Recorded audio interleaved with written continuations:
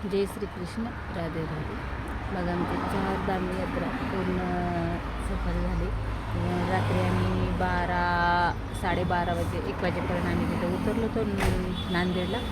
नांदेडला आमचं स्वागत झालं सगळ्यांचं, म्हणजे अख्ख्या गाडीचं स्वागत झालं की 4 यात्रा धाम करून तुम्ही सुखरूप घरी पोचले म्हणून.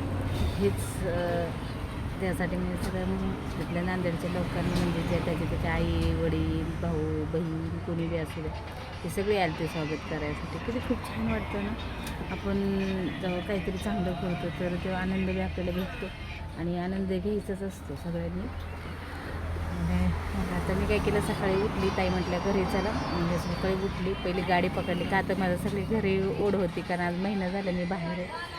त्याच्यामुळं घर कसं असतं, घर ते घरच असतं, बाहेर ते बाहेर. पण जेव्हा देवाला जातो तेव्हा आनंद वेगळाच असतो. म्हणजे लेडीजने सगळ्या काही असले परपंचात आपल्यासाठी थोडा का होईना वेळ काढायचा असतो. माझ्या आयुष्यात मी 1 महिना माझ्यासाठी जगली, हेच मोठं भाग्य समजायचं.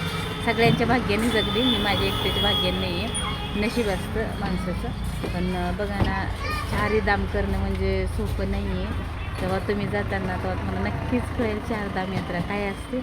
आणि मग मला कळलेले आहे आणि खूप छान वाटतं. म्हणजे जरा सुख दुःख सगळं सांगत असतं. जसं आपलं घर असतं तसंच देवांच्या दारात जाणं म्हणजे शक्य नसतं, कठीणाचं असतं. पण ते कठीणातून जातं तेच भाग्यवान असतं आणि सामोरे जावंच लागतं. जसं आपण परपंचाला सामोरे जावं लागतं, तसे 4 धाम यात्रा देवा कुठच्याही देव काही म्हणजे अशामध्ये हे होत नाहीत की बाबा चला मला हेच करायचं असं काही नाही. देवाला जाणं म्हणजे भाग्य लागतं.